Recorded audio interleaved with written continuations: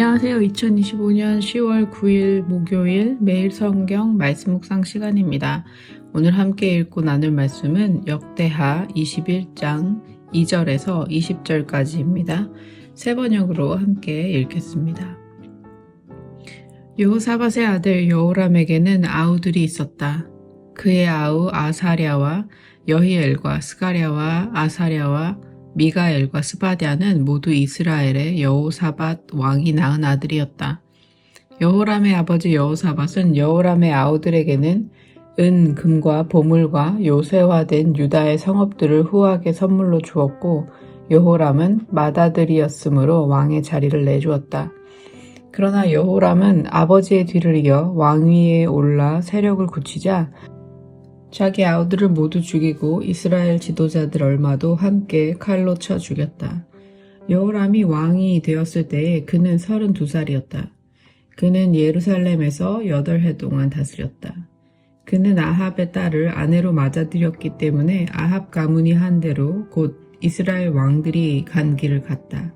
이와 같이 하여 그는 주님께서 보시기에 악한 일을 하였다. 그러나 주님께서는 다윗 왕가를 멸망시키려고 하지 않으셨다. 일찍이 주님께서 그의 종 다윗과 언약을 맺으시고 다윗과 그 자손에게서 왕조의 등불이 영원히 꺼지지 않게 하시겠다고 약속하셨기 때문이다. 여호람이 다스리는 동안에 에돔이 유다의 반기를 들고 자기들의 왕을 따로 세웠다. 여호람은 지휘관들을 이끌고 병거대를 모두 출동시켰다가 병거대 지휘관들과 함께 에돔 군대에게 포위를 당하고 말았다. 그러나 밤에 에돔 군대의 포위망을 뚫고 빠져나왔다. 이와 같이 에돔은 유다에 반역하여 그 지배를 벗어나 오늘날까지 이르렀고 림나 성읍이 반란을 일으켜 여호람의 지배에서 벗어난 것도 같은 무렵이다. 그가 이런 변을 당한 것은 주 조상의 하나님을 저버렸기 때문이다. 그는 또 유다의 여러 산에 산당을 세우고 예루살렘 주민에게 음행을 하게 하였고 유다 백성을 그릇된 길로 가게 하였다. 그래서 엘리야 선지자가 그에게 다음과 같은 글을 보냈다. 임금님의 조상 다윗의 주 하나님께서 이렇게 말씀하십니다. 내가 유다 왕 내 아버지 여호사밧이 가던 길과 내 할아버지 아사가 가던 길을 따르지 아니하고 오히려 이스라엘 왕들이 걷던 길을 따라가고 있다. 유다와 예루살렘 주민으로 음행을 하게 하기를 마치 아합 왕가가 하듯 하였다. 또 너는 내 아버지 집에서 난 자식들 곧 너보다 착한 아우들을 죽였다. 이제 나 주가 내 백성과 내 자식들과 내 아내들과 내 모든 재산에 큰 재앙을 내리겠다. 또 너는 창자에 중병이 들고 그 병이 날로 더 악화되어 마침내 창자가 빠져나올 것이다. 주님께서는 또 블레셋 사람과 에티오피아에 인접하여 사는 아라비아 사람들의 마음을 부추겨 여호람을 치게 하셨다. 그들이 유다로 쳐 올라와서 왕궁의 모든 재물을 탈취하였고 여호람의 아들들과 아내들까지 잡아갔다. 막내 아들 아하시아 이외에는 아무도 남겨두지 않았다. 이런 일이 있은 뒤에 주님께서 여호람에게 벌을 내리셔서 그의 창자에 불치의 병이 들게 하셨다. 그는 오랫동안 이 불치의 병으로 꼬박 2해를 앓다가 창자가 온 밖으로 빠져나와서 심한 통증에 시달리다가 죽고 말았다. 백성은 왕들이 죽으면 을에 향을 피웠으나 여호람에게만은 향을 피우지 않았다. 여호람이 왕이 되었을 때에 그는 32살이었다. 그는 예루살렘에서 8해 동안 다스리다가 그의 죽음을 슬프게 여기는 사람도 없이 세상을 떠났다. 사람들이 그를 다윗성에 묻기는 하였으나 왕실 묘지에 장사하지는 않았다. 아멘. 오늘 함께 나눌 말씀은 역대하 21장 2절부터 20절까지의 말씀입니다. 먼저 역대하 전체 속의 서사의 흐름을 간단히 요약하고 오늘 본문을 살펴보겠습니다. 역대하는 다윗과 솔로몬을 지나 남유다 왕들의 역사를 기록하면서 하나님을 찾으면 평안이 있고 하나님을 버리면 무너진다는 메시지를 계속해서 들려줍니다. 동시에 하나님께서 다윗과 맺으신 언약, 곧 다윗과 그 자손에게서 왕조의 등불이 영원히 꺼지지 않게 하시겠다고 약속을 하신 것을 부각시키면서 심판 중에도 하나님의 약속은 결코 끊어지지 않는다는 소망을 보여줍니다. 같은 사건을 기록한 열왕기서의 기록과 비교해보면 역대기는 하나님의 약속의 신실함을 더 분명하고 선명하게 드러내는 책이라고 할 수 있습니다. 오늘 본문의 맥락을 살펴보겠습니다. 앞장이었던 20장에서 여호사밧은 큰 군사적 위기를 직면했지만 위기의 상황 속에서 온 백성과 함께 기도하며 하나님을 찾았습니다. 그리고 그 결과로 하나님께서 친히 유다를 위해 싸워주셨고 놀라운 승리를 경험하게 됩니다. 그리고 성경은 그가 다스리는 동안 나라가 태평하였다고 기록합니다. 그러나 오늘의 본문인 21장에 들어서면 상황은 정반대가 됩니다. 여호사밧의 아들 여호람은 왕위에 오르자마자 권력을 지키기 위해 형제들을 칼로 제거했습니다. 자신의 왕권이 힘에 달려 있다고 생각한 것이죠. 고대 근동 사회에서 왕권 다툼 속에 이런 일이 드물지는 않았지만 역대기는 이 사실을 여호람의 부끄러운 출발로 기록합니다. 이어서 그는 아합 집안과 혼인 동맹을 맺어 북이스라엘 왕들이 걸었던 길, 곧 우상 숭배를 따르게 됩니다. 그리고 그렇게 신앙의 방향이 바뀌자 모든 것이 무너지기 시작합니다. 여호람은 하나님을 떠나 자기 자신만의 힘을 의지하는 것을 선택했고 그 선택은 곧 이스라엘 전체의 평안의 상실로 이어집니다. 먼저는 다윗 시대 이래로 유다의 지배를 받아오던 남쪽의 에돔이 유다를 떠나 스스로 왕을 세웁니다. 그리고 서쪽 산지의 레위 성읍 립나도 반역을 일으켜 유다를 떠납니다. 아이러니한 일이죠.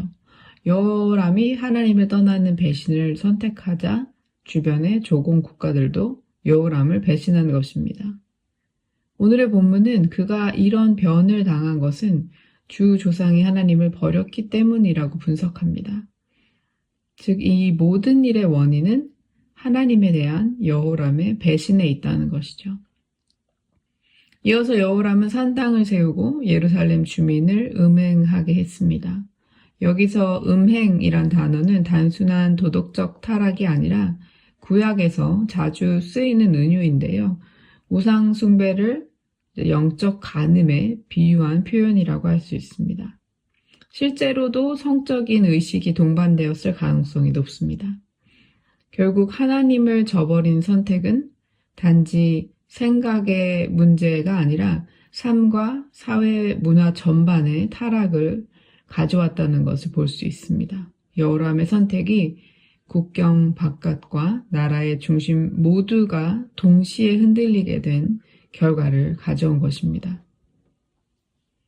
하나님은 북이스라엘의 선지자인 엘리야의 편지를 통해 경고하셨습니다. 여호사밧의 길이 아닌 아합의 길을 따르고 형제들을 죽였으니 이제 여호람과 그의 가정과 나라에 큰 재앙이 임할 것이다 라고 말이죠. 그러나 여호람은 하나님의 경고에도 돌이키지 않습니다. 그 결과로 엘리야의 편지에서 언급된 큰 재앙은 단순한 추상적 심판이 아닌 실제 역사 속의 비극으로 나타납니다.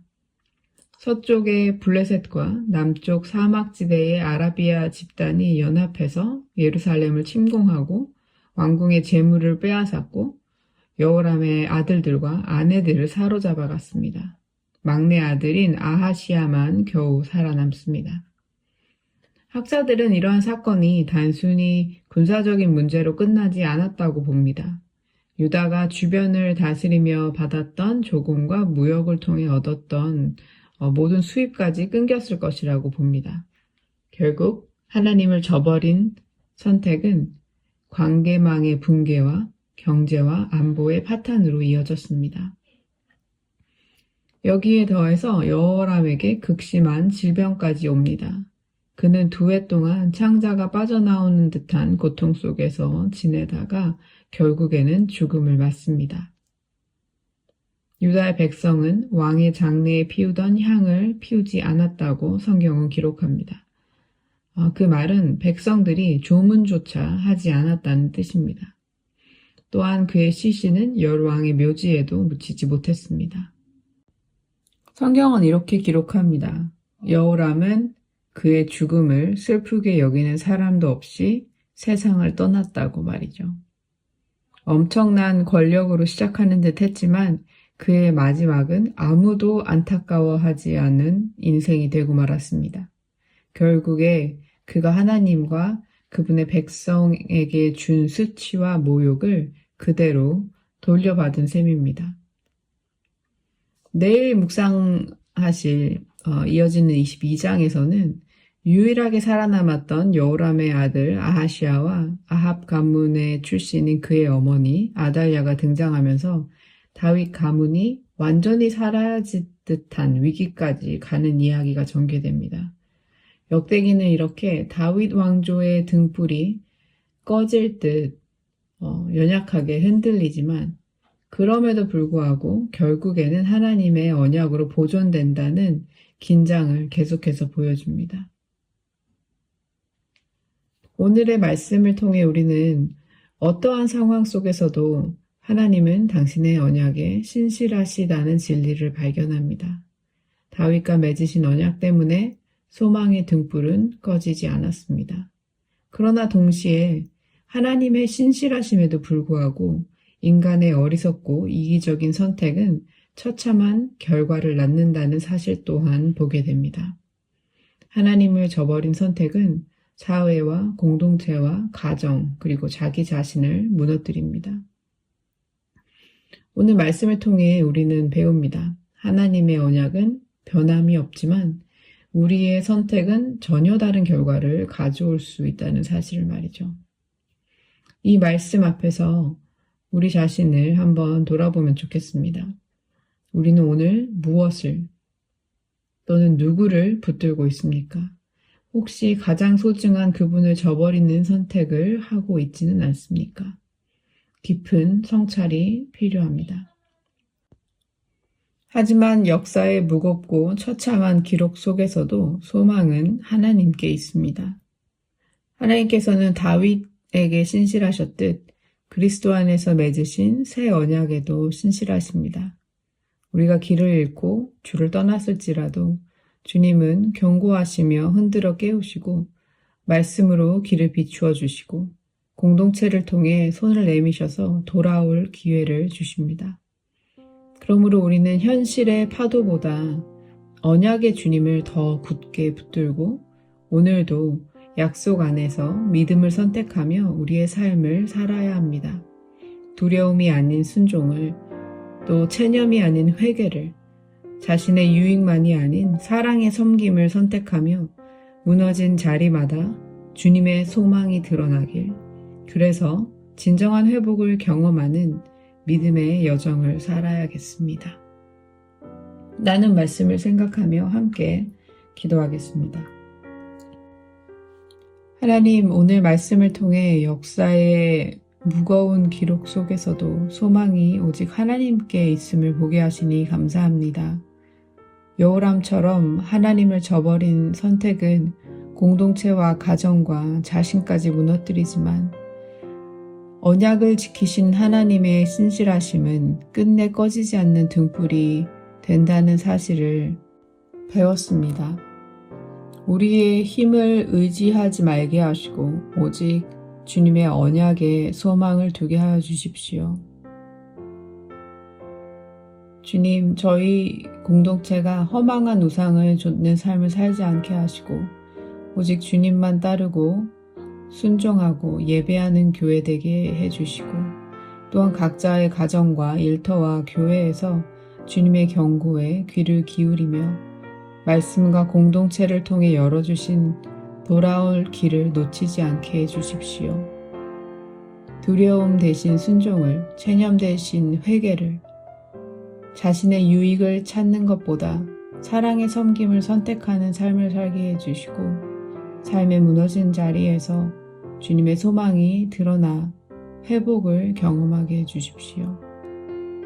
역사의 파도보다 크신 언약의 주님을 붙들며 오늘도 새 언약 안에서 믿음의 여정을 걸어가게 해 주십시오.